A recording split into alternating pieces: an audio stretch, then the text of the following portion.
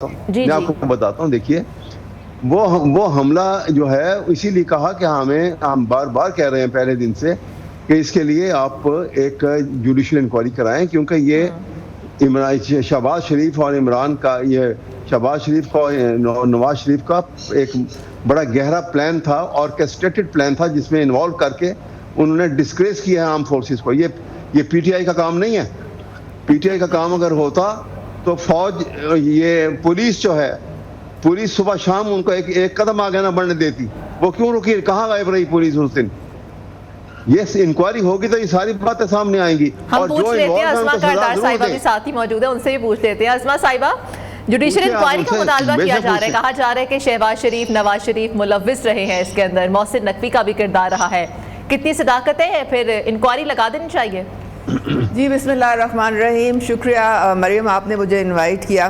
میرے خیال میں شاید احمد اویس نے ابھی نئی پارٹی جوائن کی ہے, ان کو بالکل یاد نہیں ہے کہ 2018 میں کیا سچویشن تھی اور 3.5 سال کس قسم کی سٹیٹمنٹ ہمارے سامنے آتی تھی, کون ون پیج پہ تھا. خود بانی صاحب جب فرماتے تھے کہ جی مجھے تو کوئی قانون پاس کرنا ہوتا ہے تو میں ان سے منتیں کرتا ہوں, وہ آتے ہیں تو ہمارا قانون پاس ہوتا ہے. پھر مجھے کوئی وہاں پہ اپنی نو کانفیڈنس سے اپنے آپ کو بچانا ہوتا ہے, پھر میں ان کی منتیں ترلے کرتا ہوں. مجھے چیئرمین سینٹ بنانا ہوتا ہے, پھر میں جا کے ان کے پاؤں پڑتا ہوں. اور جناب یہ بھی ریکارڈ پہ ہے کہ جی جب D G I S I نے پوچھا ان کو کہ جی سب سے مشکل اس وقت چیلنج کیا ہے پاکستان کو, تو انہوں نے کہا کہ جی سب سے مشکل جو بات ہے نا جو آپ نے کرنی ہے وہ یہ کرش اپوزیشن. تو ساری اپوزیشن کو جیل میں ڈال دیا, ساری پارٹی کو اندر کر دیا, اور خوفناک طریقے سے ان لوگوں نے ہر ایک کے ساتھ انتقامی کارروائی کی. اور کس کو نہیں پتا مریم کہ ایک بہت امپورٹنٹ تعیناتی تھی, اس کو روکنے کے لیے کیا کیا سازشیں نئی انہوں نے کی. انہوں نے پورے اسٹیٹ ود ان اسٹیٹ بنائی ہوئی تھی, کس طرح سے ان کا گٹھ جوڑ تھا, ڈیسائیڈ کیا ہوا تھا کہ بھئی آپ مجھے آرمی چیف بنا دیں تو میں آپ کو 10 سال جو ہے وہ پرائم منسٹر کی کرسی پہ بٹھائے رکھوں گا. تو اللہ تعالیٰ کو کچھ اور منظور تھا, وہ سارے جو ان کے جو پلان تھے وہ الٹے پڑ گئے ہیں. آج انہوں نے, بانی صاحب نے وہی کیا ہے جو کہ احمد اویس بھی وہی کر رہے ہیں. ظاہر ہے انہوں نے جو لیڈر سکھائے گا وہی اس کو فالو کرنا ہے نا. وہ تو اسما صاحبہ جو بھی ہوتا رہا, لیکن عمران خان صاحب اب جو بات کر رہے ہیں وہ کہہ رہے ہیں کہ 2 ماہ رہ گئے اس حکومت کے پاس, 2 مہینے کے بعد سب کچھ ختم ہو جائے گا, اور جو نگران سیٹ اپ آنے والا ہے ان کے نام بھی کافی حد تک فائنلائز ہو رہے ہیں. پہلے بھی ٹرک کی بتی کے پیچھے قوم کو لگایا ہوا تھا, اب مزید لگایا ہوا ہے. پہلے کسی بات پہ یہ ٹھہرے ہیں, صبح کچھ کہتے ہیں, دوپہر کچھ کہتے ہیں, رات کو ان کا یو ٹرن کچھ اور ہو جاتا ہے. آپ کو پتہ ہے اب آپ کے سامنے آ گیا ہے, اس وقت وہ جنرل فیض کو بالکل ڈسون کر چکے ہیں. پہلے ان کا وتیرہ ہے وہ کہ آپ نے علیم خان کے ساتھ دیکھ لیا, جہانگیر ترین, فوزیہ قصوری, کس کا میں نام لوں, استعمال کرتے ہیں لوگوں کو. ان کو وہ لوگ اے ٹی ایم نہیں کہتے تھے, ان کا سارا پیسہ استعمال کیا, ان کے جہاز استعمال کیے, ان کے گھر کے خرچے جو تھے وہ ان کے پیسوں سے چلاتے تھے, اور اس کے بعد ماتھے پہ آنکھیں رکھ لیں. تو یہ تو پرانا کام ہے. آج جو یہ فیض حمید صاحب اگر پکڑے گئے, دیکھیں سپریم کورٹ کی ڈائریکشن تو تھی کیونکہ بہت بے قاعدگیاں تھیں, اور وہ ٹاپ سٹی پہ جو تھی انکوائری ان کو اریسٹ کیا گیا ہے آرمی ایکٹ کے تحت, اور کورٹ مارشل ان کا آرمی ایکٹ کے تحت ہو رہا ہے. اور آرمی جو ہے بڑا ڈسپلنڈ ادارہ ہے, ان کے پاس جب تک کوئی ٹھوس شواہد نہیں ہوتے تو وہ آگے اس طرح سے کوئی ایکشن نہیں لیتے ہیں. پہلے بھی ایکشن لیا گیا, یہ کہہ رہے ہیں نا کہ اب لیا, پہلے بھی 9 مئی کے بعد بھی آپ نے دیکھا کور کمانڈر لاہور سے لے کے جنرل سے لے کے آپ کے کافی سارے سینئر آفیسرز تھے جن کو سب کو احتساب, بالکل ان کی لسٹ بنائی گئی, سب کا احتساب ابھی تک کیا جا رہا ہے. اور ابھی تو یہ جو 2 بریگیڈیئرز اور 1 کرنل جو ریٹائرڈ اس وقت اریسٹ ہوئے ہیں, ٹھوس شواہد ہیں کہ یہ ٹھوس شواہد تو اس وقت سامنے آ چکے ہیں, اور آگے جو آنے والا ہے وہ بھی عوام دیکھ کر پریشان ہو جائیں گے.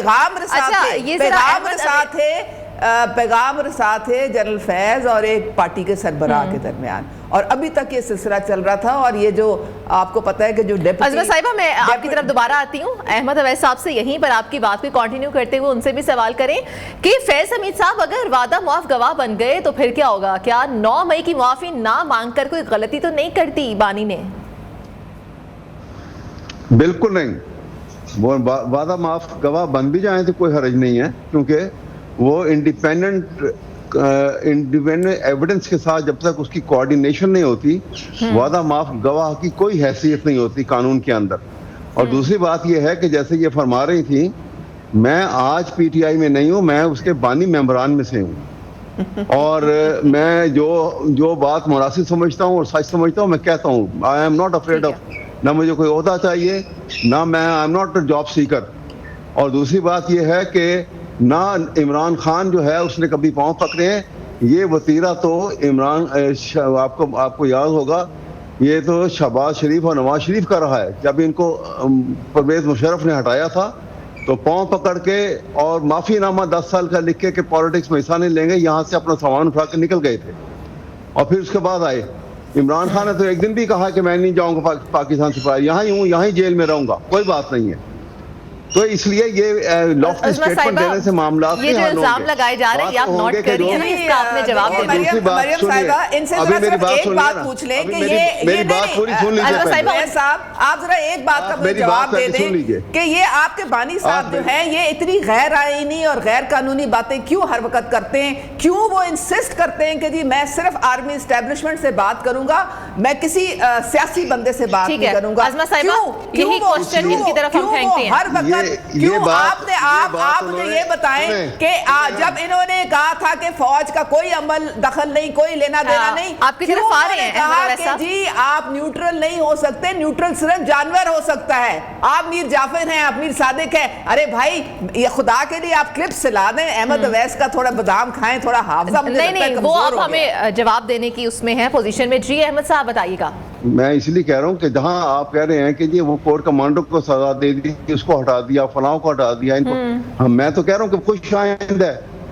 اگر فیض حمید کو انہوں نے اس کسی ڈسپلن میں اس کو گرفتار کیا ہے اور اس کے خلاف کوئی کارروائی کر رہے ہیں تو یہ میں تو اس کو اپریشیٹ کر رہا ہوں اور کہہ رہا ہوں یہ ہونا چاہیے. احتساب کا نظام جو ہے کوئی مبرر نہیں ہے اس سے, اور یہ آگے بھی چلے گا. جس نے آئین شکنی کی ہے وہ بھی اس کے اندر آئے گا, اور آئین شکنی کرنے والے بہت سارے شامل ہیں اس کے اندر, تو بہت سارے لوگوں کے نام آئیں گے اور سب آئیں گے, اور یہ وقت آ رہا ہے, یہ احتساب کا وقت ہے. وہ جو جیل میں سہولت کاری کی گئی ہے اس کا بھی ذرا تذکرہ کیجئے گا.